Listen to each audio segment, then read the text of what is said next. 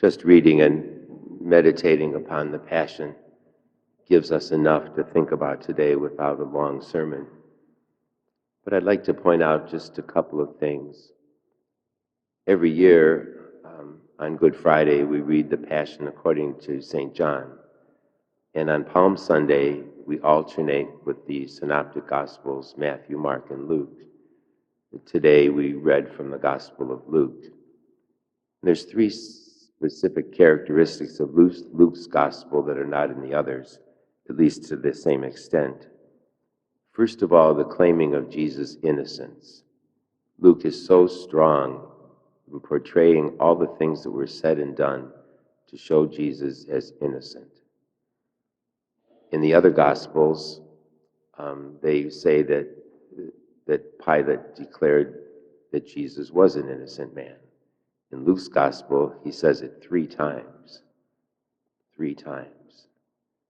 proclaiming Jesus as innocent. In the other Gospels, the centurion makes the declaration that truly this was the Son of God. But in Luke's Gospel, it says, truly he was an innocent man. The second thing is that in Luke's Gospel, he goes at length to portray divine mercy, and how appropriate this year, since we have a whole year of celebrating God's divine mercy. We see that Jesus was very forgiving, very forgiving. Notice that when one of his disciples cut off the ear of one of the governor's attendants, Jesus immediately healed the ear, thinking of others even as he's on his way to death. When Pilate and Herod were enemies, it says in the gospel today that after their encounter over the innocence of Jesus, they reconciled with one another. We see that Jesus' words we read from the cross, the men who were torturing him and mocking him and putting him through such agony, he says, Father, forgive them. They know not what they do. And finally, the good thief. The two thieves who were crucified either side of Jesus on crosses. The one says, if you're really God, take us down from this cross. The other, in his humility and in his sense of penance, says, Jesus, remember me when you come into your kingdom. And Jesus' response, this day you will be with me in paradise. He's doing from the cross everything that he came to fulfill in our lives. And he extends that same mercy to you and to me. Where would we be on that, if it was the first Palm Sunday today? Would we be hailing him with palms and hallelujahs, proclaiming him to be our King? Would we be shouting out, crucify him, crucify him? Or would we be, as so many were at that time, just indifferent to Jesus? Unfortunately, our world today is very much indifferent to Jesus. You and I read this Passion, and it can't help but touch our hearts. God loved us that much, that he would die for us so that we could have eternal life. If we're going to truly be a Christian, we follow Christ just as he lived. And if we do, there's going to be a Calvary in our lives. The ultimate Calvary will be the moment of our own deaths. But along the way, there's a lot of suffering. There's a lot of difficulties we face in our day-to-day lives. And I know in my own experience throughout the years, when things were difficult for me, oftentimes just meditating upon the cross, I found a lot of strength and a lot of ability to keep on going and trusting. Jesus was absolutely trusting on his way to Calvary because he knew the other side of it. He knew that the Father was going to raise him from the dead. And you and I live with that same knowledge.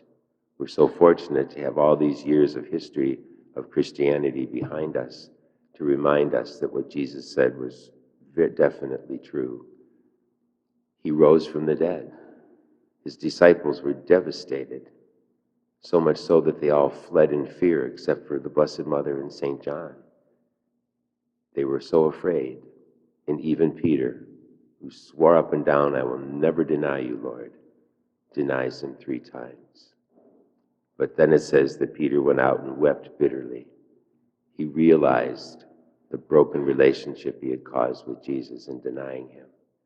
You and I have experienced that too, when we really deep in our soul realized that we were sinners, and we really felt a need to say to the Lord, I'm truly sorry, and I ask your forgiveness. And of course, the Lord grants us that forgiveness. The disciples saw this horrible execution of Jesus, and their hopes were dashed. They still hadn't yet totally comprehended everything Jesus told them or predicted.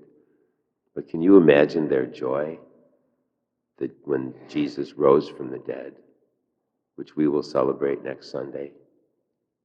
Imagine all of us in this church have lost someone in death that we love very much.